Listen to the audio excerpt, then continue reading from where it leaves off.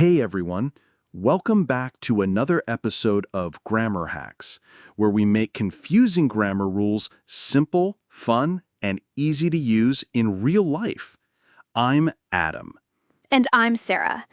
Today's episode is a good one of the most commonly mixed up pairs in the English language, lie versus lay. It confuses even native speakers, so don't feel bad if you've messed it up before. We're here to set the record straight. Absolutely. And we're going to do it with stories, real-life examples, and even a practice section, so you can speak along with us. Stick around to the end, because we'll also give you a super simple trick to remember which one to use. Let's kick it off with a quick story. Story time. The case of the lazy dog. So, last weekend, I was dog-sitting my friend's golden retriever, Max. Super cute, right? Well, I texted her, "Max is laying on the couch again. He's such a lazy boy."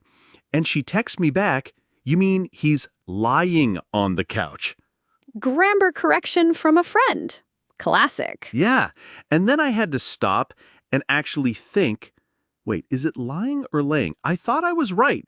But turns out Max wasn't laying anything down, so lying it is. Perfect example. So let's break it down. Grammar breakdown. First up, lie means to recline or be in a flat position. You lie down on a bed. It's something you do by yourself. No object involved.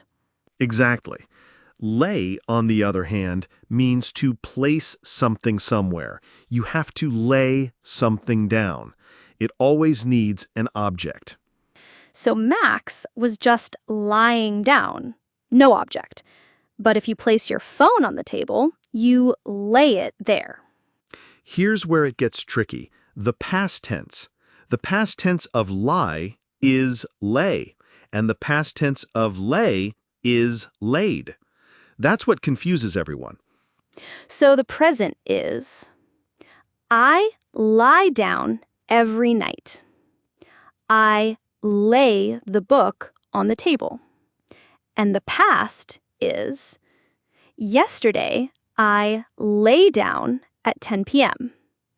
Yesterday I laid the book on the table. Let's do that again, slowly. Repeat with us. Practice section.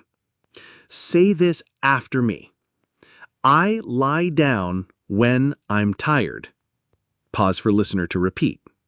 Now say, I lay the keys on the counter. Past tense now. Repeat. Yesterday, I lay down for a nap. And yesterday I laid the towel on the chair. Nice work. Now let's do a little quiz. Pop quiz time. I'll say a sentence, and you decide, is it lie or lay?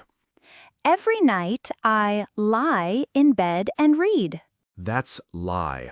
Every night I lie in bed. Please lay your jacket on the chair. That's lay. Please lay your jacket on the chair. Yesterday, I lie on the grass and looked at the sky. That one is tricky. It's lay. Yesterday, I lay on the grass. He laid his phone on the charger before bed. That's laid. He laid his phone on the charger. Memory trick. Okay, now for that super simple trick we promised. If you can swap the verb with place or put, then you probably need lay. For example, I lay the book on the table. Can you say, I put the book on the table? Yes, so it's lay.